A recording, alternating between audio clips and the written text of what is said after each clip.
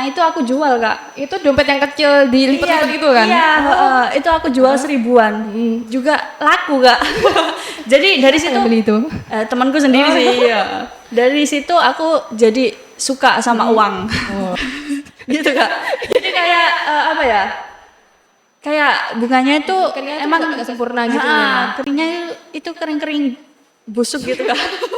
Ngatasinnya itu ini kak, ngatasin moodnya itu sama mindset kita. Kita itu mau usaha kita maju apa enggak gitu.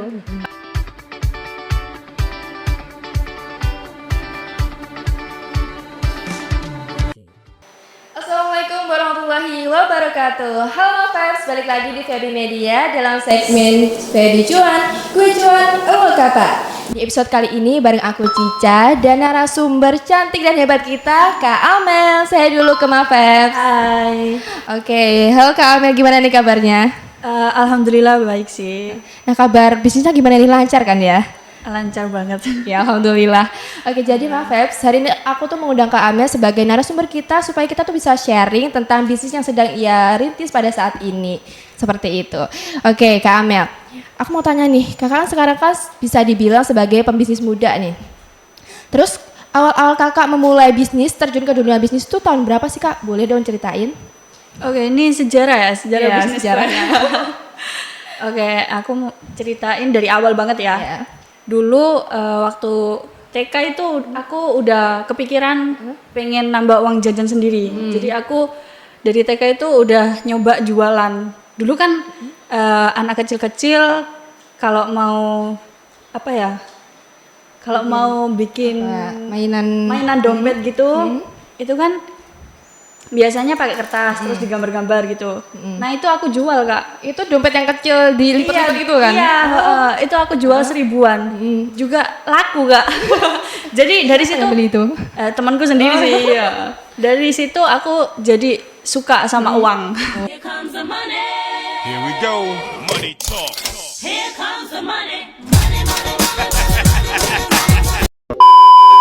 Oh, sudah suka duit. Ya, terus habis itu masuk ke madrasah ibtidaiyah. Itu awalnya ibuku yang mau usaha itu. Enggak usaha sih, kayak mau nitipin barang ke aku.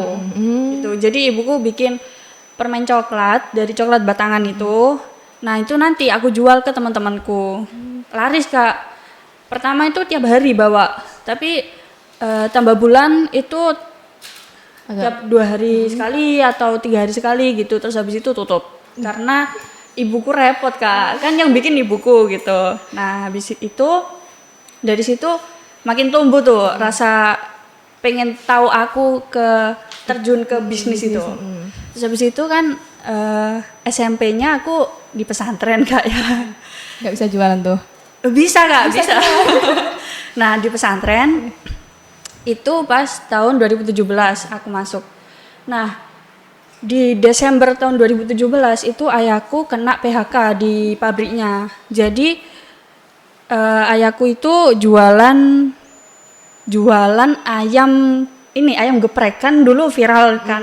Nah berhubung anak pondok itu nggak bisa keluar masuk sembarangan, jadi aku ngide lah untuk buka pre-order gitu. Wah. Jadi kalau aku sambangan aku bawain kayak berapa yang pesen 10, 15 gitu aku bawain gitu kak. Jadi itu dimasak dari rumah terus kamu kasih gitu Dek? Iya udah packingan gitu kak. Jadi sampai ke aku tinggal bagiin aja gitu. Itu cara kamu memasakkannya gimana sih? Kan kalau pondok itu lingkupnya cuma itu aja. Gitu ya, jadi Iya, temennya kan cuma itu aja, kenalnya cuma di situ-situ aja kan. Meskipun beda-beda asrama tapi apa ya? Asramanya itu enggak satu asrama untuk satu kelas itu enggak kak, jadi campur. Nah itulah yang aku manfaatin. Di asrama ini ada yang marketingnya. Temanku A, terus yang asrama satunya temanku B gitu. ada job desk-nya ya. Iya. Bayar nggak apa dibayar pakai geprek gitu. Iya, aku bayar pakai GoPay. Terus Habis itu gimana? iya, Wak. Oke, terus awal kakak tertarik sama dunia bisnis itu dari mana sih kak? Mungkin Itu tadi dari keluarga. Iya, dari ibu, dari dorongan ibuku. Kan beliau itu dari aku kecil itu bilang, kalau bisa jangan ikut orang, kalau bisa jangan masuk ke pabrik atau ke kantor gitu. Enaknya Jadi bangun bos bisnis sendiri gitu. Jadi cita-cita ibuku dari dulu sih, Kak. Berarti ibu tuh menyuruh kamu tuh jadi ownernya aja gitu. Iya, benar. Oke. Dan untuk bisnis nih kak, bisnis apa sih yang kakak jalani selain bisnis tadi coklat, terus apa tadi geprek. Nah itu bisnis apa yang kakak benar-benar pegang gitu awalnya? Yang benar-benar aku pegang sampai sekarang ya, Kak. Iya. Itu bisnis buket, Kak. Oke. Aku ceritain ya dari awalnya. Itu tahun 2023 aku itu belum Kak, 2022 awal mulanya. 2022 aku wisuda enggak, Pondok ya tadi ya? ya wisuda ngaji Al-Qur'an itu loh, Kak. Nah, di situ aku kepikiran lah buat self reward, beli buket sendiri gitu, Kak. Terus habis itu aku lihat price list-nya kok kayak mahal gitu. Terus aku lihat di Shopee barang-barangnya, bahan-bahannya itu murah gitu. Jadi aku ngide lah gimana nanti kalau aku yang jual ini, apalagi di pondok kan pasti banyak yang pesen gitu kan. Terus habis itu 2023 pas aku mau wisuda itu, aku buka pre-order, Kak. Itu langsung yang pesen itu 200 orang, 200-an lebih. Wow. Aku langsung mumet kan, Kak. Itu kan sama ujian juga. Nah, di situ apa ya? Kayak bagi waktu ujian sama bikin buketnya itu mepet banget. Hamin 1 bulan itu, Kak. Belum beli barangnya, belum bikinnya. Sendiri juga aku itu. Siapa yang bantuin? Masa nggak ada yang bantuin? Nggak ada yang bisa. Aku Gacor sendiri. banget ya gacor. Tapi setelah aku kirim barang-barangnya ternyata kayak masih banyak yang miss gitu loh, Kak.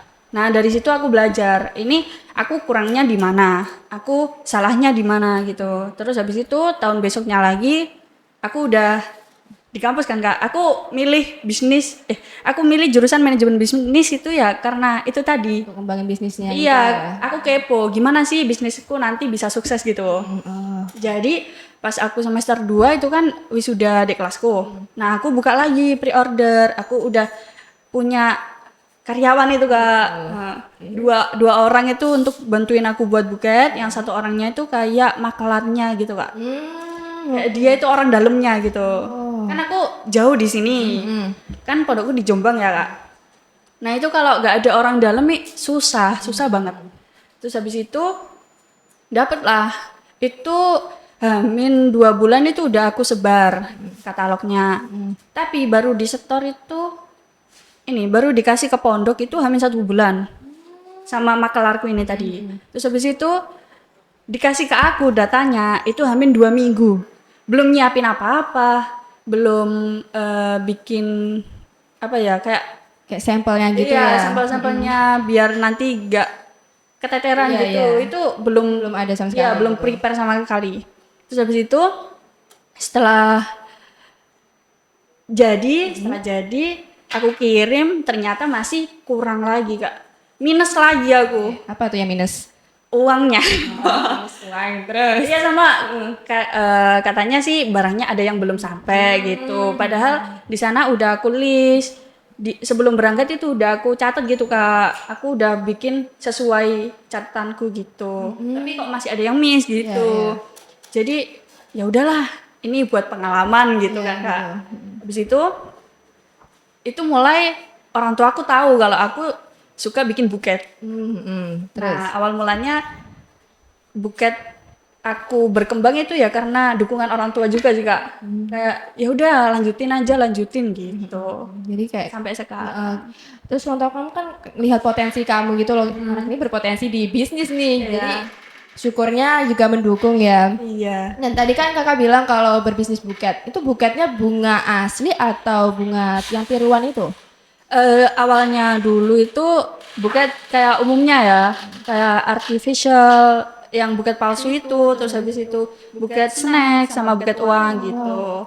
Tapi seiring berjalannya waktu aku itu riset juga, teman-teman. riset gimana sih pasar saat ini tuh sukanya apa gitu. Selain yang tadi, ternyata banyak juga yang suka sama buket kawat bulu kalau teman-teman tahu. Nah, terus habis itu ada lagi yang viral buket pita satin itu, mawar satin. Nah, itu juga jadi celah buat aku untuk masuk di sana karena rata-rata pebisnis buket yang udah besar itu males kalau dapat pesanan buket mawar satin, teman-teman. Jadi celahku di situ aku masuk gitu. Terus habis itu kalau fresh flower itu dulu pernah apa ya, buka Store gitu. enggak pernah buka order untuk buket fresh flower tadi, tapi kayaknya kalau aku terusin ini aku yang rugi gitu karena masih belum ada yang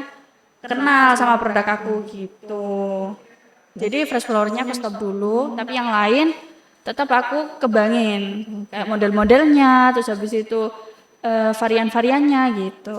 Berarti untuk buket bunga asli itu bunga yang fresh flower itu berarti keuntungannya agak sulit ya karena kalau Betul. nggak ada yang beli juga kan kering kan besoknya Betul. juga nggak bisa dijual lagi. Ya. Kenapa pas kering itu kayak nggak dijual lagi gitu loh? Kan ada itu bukan fresh Dried flower. Iya betul. Itu kan ada juga.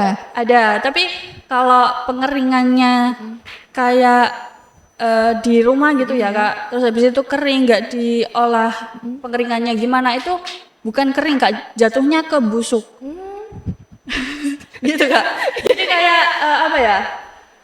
Kayak bunganya itu Keringnya tuh emang nggak sempurna gitu Ah, ya. keringnya itu kering-kering busuk gitu Kak. Ya gitulah. Oke, aku pernah lihat waktu itu di TikTok buat ngeringin bunga itu pakai apa ya? Itu loh, bening-bening jel-jel itu. Iya betul Ya. ya. Berarti harus pakai itu ya. Bisa pakai matahari sih Kak, tapi Harus- kayak nggak dipaparkan langsung gitu. Ada teknik khususnya lah. Iya. Oke, terus kakak ini kan bisnisnya dalam umur yang masih muda ya. Gimana sih kak supaya kita tuh nggak gengsi gitu? Biasanya kan kalau kita mau mulai bisnis di usia muda begini, rasanya tuh gengsi kayak apa ya malu gitu loh buat mulai bisnis. Gimana kak itu caranya ngilangin gengsi? Oke, dulu kan masalah jualan selain buket itu aku masih berani kan untuk jual.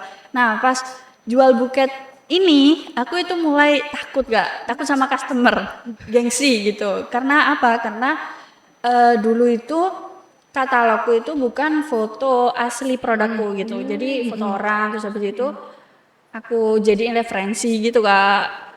Jadi dulu selama 2 tahun awal itu aku masih takut kalau ketemu orang gitu. Terus habis itu kan pemasarannya dibantu sama ibu, di teman-temannya ibu. Jadi yang pesen awal-awal itu temennya ibu. Jadi yang nemuin ya ibu, aku yang buat, terus ibu yang nemuin ke mereka gitu. Terus habis itu aku mikir gimana ya caranya biar aku itu bisa berani, aku itu bisa percaya diri sama produk aku biar gak gengsi gitu. Nah, salah satu caranya itu aku ikut Car Free Day teman-teman di alun-alun kota Mojokerto. Itu pas liburan kemarin teman-teman pasnya. Nah di situ sebelum ikut Car Free Day itu aku itu masih orang tuaku masih takut kalau nantinya aku jual di sana aku nggak dapat untung malah cuma dapat panas aja gitu Kak. Terus habis itu aku beraniin diri lah, udah nggak apa-apa, aku tak berangkat dulu, nyoba dulu gimana di sana pasarnya gitu. Pasan saudaraku juga jualan bracelet itu loh, yang manik-manik. Oh iya, Terus cincin, Iya. ya sebagainya itu. Jadi aku collab. Aku collab. Kan ini produk baru aku itu buket balon teman-teman. Nah di situ di liburan kemarin itu aku jual balon itu, balon flower gitu Kak, bentuk-bentuk flower. Di minggu pertama aku jual itu habis Kak, laku keras itu karena kayak unik banget gitu, di sana kan belum ada gitu. Terus habis itu minggu kedua aku ketemu sama customer, aku juga coba ini Kak, coba memberanikan diri biar pede gitu loh, ngajak omong customer, terus habis itu tanya-tanya kesehariannya gimana gitu-gitu, terus habis itu di situ aku mulai berani, mulai gak gengsi juga, plus aku dapat ilmu baru teman-teman di minggu kedua itu. Di minggu kedua aku buketnya itu, bukan buket ya, kayak balonnya itu sisa tinggal 3 gitu. Terus habis itu minggu ketiganya malah lebih banyak lagi sisanya. Nah di situ aku mikir, berarti pasar di sini itu kalau ada barang baru dia itu cepet banget maunya. Tapi nanti kalau nggak ada varian baru, dia itu udah bosen, udah nggak beli lagi di kita gitu. Jadi itu yang membuat aku mengubah mindset gitu loh. Kita itu harus memperbarui produk terus biar dagangan kita itu laku gitu. Oke. Itu sih. Oke. Berarti itu harus ngelihat pasarnya juga ya, kalau udah bosen kok sepi, para konsumen kita udah bosan, kita harus putar otak untuk gimana supaya dagang kita tuh tetap laris Iya gitu. betul. Oke, dan dari semua jualan kakak itu tadi bukanya kan banyak banget ya, dari artificial, terus tadi pita. Itu yang paling sulit dibikin tuh apa sih kak? Mungkin dari balon kak, kan gampang meledak gitu ya. Kalau sulit itu ini sih Kak, kawat bulu itu. Kawat bulu. Malah kawat bulu yang sulit karena kayak susah banget gitu loh. Bikin yang sempurna, yang bagus banget itu susah gitu. Itu bentuknya kayak apa sih kawat bulu itu? Ya panjang gitu, kira-kira 30 sentian. Terus habis itu nanti kalau mau dibentuk-bentuk bisa digunting, bisa dirangkai ditekuk gitu. Iya. Oke, jadi kalau bikinnya itu kalau nggak bisa ya melekito semua ya. Iya benar. Gak presisi gitu. Iya. Oke, sulit banget sih aku mikirnya ya. Oke, mungkin kita sambil minum dulu, minum satu botol Oh, iya. dulu kak. Oke. Ini produknya Uin ya? Iya betul banget. Oke, seger banget ya. Iya, seger banget. Oke, lanjut. Tadi ngomongin kawat bulu. Terus itu kalau susah dibikin, terus kalau ada yang pesen tuh gimana? Aku kan nggak nyetok ya Kak. Iya. Kalau kawat bulu nggak nyetok karena kayak apa ya? Mut-mutan Kak. Easy banget ya. Kalau ada yang pesen gitu aku bilangin. Kalau mau pesen buket kawat bulu, pesennya itu Hamin 5 hari ke atas. Jangan Hamin 5 hari sampai mepet hari H gitu. Karena kita pesen dulu kawat bulunya gitu. Tuh, berarti kakak dulu ya, bilang dulu ke customer supaya kita ada waktu lah, karena ya tadi itu sulit ya dibikinnya. Terus ada nggak sih customer yang komplain, kok bentuknya kok nggak sama ini sama yang aku storyin gitu? Enggak sih, malah ada yang kayak gini. Udah aku bikinin buketnya yang besar gitu ya. Terus habis itu customerku ini bilang gini, Kak itu kalau dikecilin bisa nggak biar masuk ke jok motor. Wah, langsung potek hatiku Kak, ya ampun. Hanya Allah yang tahu bagaimana perasaan aku sakit. Sakitnya perasaan aku nih. Kayak ini udah aku udah aku Terapi udah bagus. udah sepenuh hati. Kok malah pinginnya dimasukin ke jok gitu.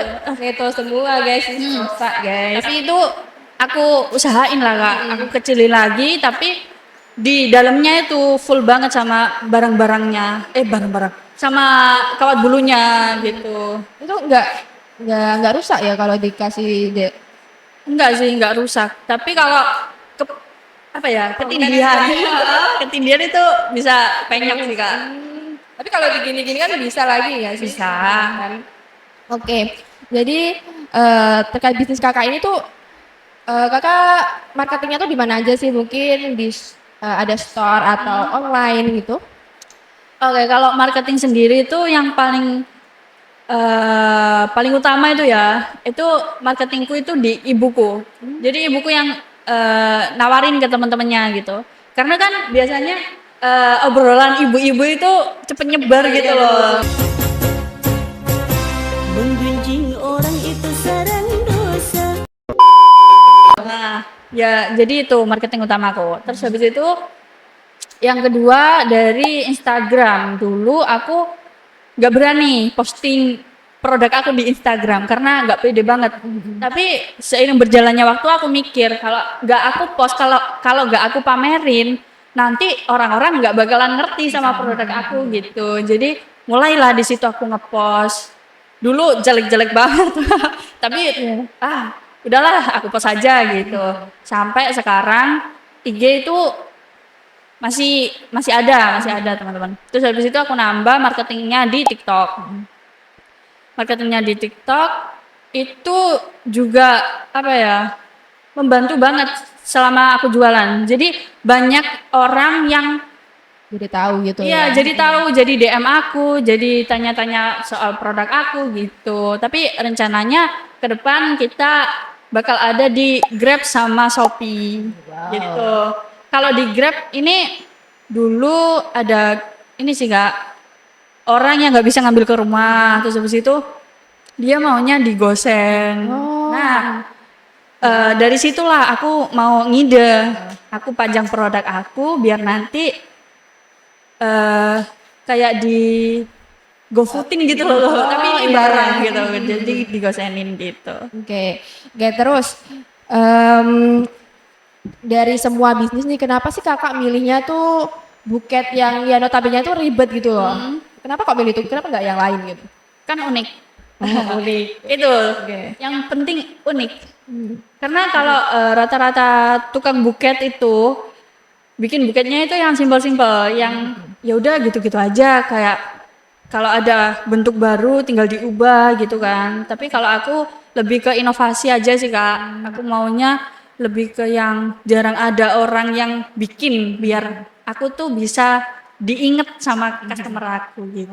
Oke, jadi kalau mau eh, bisnis buket itu juga harus kreatif juga ya. Iya, Moodnya harus full ya guys, jangan mut-mutan. betul. Oke. Terus ada nggak sih kak tips and trick supaya kita tuh bisnisnya itu nggak mut-mutan doang gitu? Karena kan kakak juga Gen Z nih, pasti ngerasain. Gimana nih kita mengendalikan mood-mood kita ini? Oke, terkait mood aku juga mood-moodan sih Kak. Apalagi kalau aku di kampus di Tulungagung. Kan di rumah nggak ada orang gitu kan yang bisa. Buat bantu-bantu gitu. Itu dulu emang nggak ada yang bantu Kak. Terus habis itu ibuku, aku training. Aku suruh buat buket biar nanti kalau ada yang pesan terus aku nggak mood pulang, ibuku yang bikin gitu. Karena kan kadang jadwalnya itu bentrok antara masuk ke kampus sama pesanan itu tadi gitu. Jadi kalau yang mudah-mudah terus habis itu ibuku pas longgar waktunya nggak kerja gitu bisa aku ambil gitu jobnya. Tapi kalau customernya pesan dadakan terus habis itu susah, ibuku juga repot. Jadi ya udahlah aku tolak aja gitu. Oh, karena nggak ada yang bikin gitu Ah, loh. betul. Betul. Dari situ aku sempat mikir sih gimana caranya aku nggak di rumah, aku nggak mood bikin, tapi aku tetap nerima pesanan dia gitu. Udah sempat terlintas ini sih Kak buat Merekrut. ya rekrut karyawan, tapi kayak masih takut gitu Kak. Nanti kalau Ya, aku mau. nanti kalau rekrut karyawan takutnya dia udah bisa, dia ngilang, terus jadi saingan bisnisku gitu. Jadi kayak masih takut-takut gitu. Juga itu resikonya sebenarnya ya pasti adalah itu karyawan yang niru dagangan kita gitu kita sendiri. Ngatasinnya itu ini Kak, ngatasin moodnya itu sama mindset kita. Kita itu mau usaha kita maju apa enggak gitu. Kalau pengen usaha kita maju, meskipun kita males ya, meskipun kita gak mood, tapi tetap kita buatin. Sempet Kak aku gak mood buat buket, terus habis itu pas besok paginya udah diambil, sore aku udah gak mood, aku bikin jelek banget, terus habis itu aku bongkar, aku buat lagi. Itu aku sama inget-inget, sabar. Kalau kamu gak ambil ini, job ini, satu orang yang akan nerima buket kamu itu gak akan tahu kalau kamu jualan buket gitu. Jadi aku mulai dari situ aku semangat lagi Kak, udah mood lagi. Karena nginget itu tadi, salah satu marketing kita kan juga Jadi gift-gift ya, gitu. ya. Ha-ha. Jadi Jadi selain mood kita tuh kita harus jaga mood dari konsumen kita ya. Nanti kalau dia kecewa kan pasti kita juga kena batunya gitu loh guys. Apalagi kalau udah jadi kita foto terus habis itu kan biasanya kalau ada revisi sebelum kirim itu bisa bilang gitu Kak. Kalau tiba-tiba habis dikirim foto terus habis itu bilang wah bagus banget cantik banget lega banget gitu kayak moodnya itu balik lagi ke status gitu. Ya relate sih ya. Oke. Terus ada nggak sih selama bisnis itu ada nggak tantangan-tantangan nih yang kakak rasain selama berbisnis mungkin buket ini mungkin Tantangannya itu jarak teman-teman. jarang ya. Jarak karena tokoku di sana aku di sini gitu. Tapi iya sih tantangannya cuma jarak aja itu yang susah banget dihilangin. Ini tadi ya guys solusinya merekrut tadi sebenarnya. Iya, sebenarnya merekrut tapi kayak masih takut. Masih takut. Oke. Terus kalau berbisnis kan pasti ada tuh konsumen-konsumen yang nakal tuh. Dia pesen ternyata pas kita buatin dia nggak ambil gitu. Ada nggak kayak yang kayak gitu? Pernah Kak aku kemarin. kemarin banget nih. Iya, kemarin kan ada orang pesan buket uang tuh. Buket uang 750. Terus habis itu aku suruh DP dulu kan Kak. Aku takutnya nanti hoax. Aku takutnya nanti dia nipu kan. Terus habis itu dia ini kan aku kirim kris. Aku kirim krisnya terus habis itu tiba-tiba muncul notif masuk Rp 11 rupiah. 11 rupiah aja gitu. Kan aku ya bingung. Ini dari mana gitu. Terus habis itu aku tunggu transferannya 750 tadi. Ternyata selang 1 jam dia baru ngirim terus habis itu dia bilang bikinnya yang simpel aja, cepet aja, nanti 1 jam lagi aku ambil gitu. Terus habis itu aku cek lagi kan di aplikasinya, barangkali aplikasinya rusak gitu. Terus aku coba kris pakai akunku sendiri langsung masuk. Jadi aku di situ langsung wah ini penipu. Terus habis itu tak bilangin kan, Kak ini kakaknya emang udah benar ngirim ke aku. Kok di aplikasiku nggak ada? Coba dicek barangkali di retur sama aplikasinya gitu. Ternyata nggak dibalas sampai sekarang. Berarti ya nipu gitu. Untung aja belum sempet aku bikin gitu. Berarti ya kejadian kayak gitu ya baru kemarin itu ya. Baru ngerasain kemarin itu ditipu. Kayak syukurnya tuh kamu tuh udah ngerti gitu loh dari awal. Kalau udah terlanjur bikin ya aduh nangis banget sih, nangis sih. Benar. Oke, yang terakhir nih Kak, mungkin ada nggak sih pesan untuk teman-teman Mafeps yang mau berbisnis tapi itu masih bingung, masih ragu gitu? Oke, kalau kamu mau berbisnis, Mafex, itu yang utama dan yang pertama itu bangun mental dulu. Kalau kamu kalau kamu takut rugi, mending nggak usah bisnis, gitu. Karena orang berbisnis pasti rugi, gitu. Rata-rata orang berbisnis pasti rugi. Habis bangun mental, bangun brand kamu, bangun branding kamu. Kalau kamu punya produk tapi nggak kamu pamerin, sama aja kayak kamu jualan tapi di tengah hutan, nggak ada orang yang tahu gitu. Jadi orang bisnis itu harus pamer, gitu.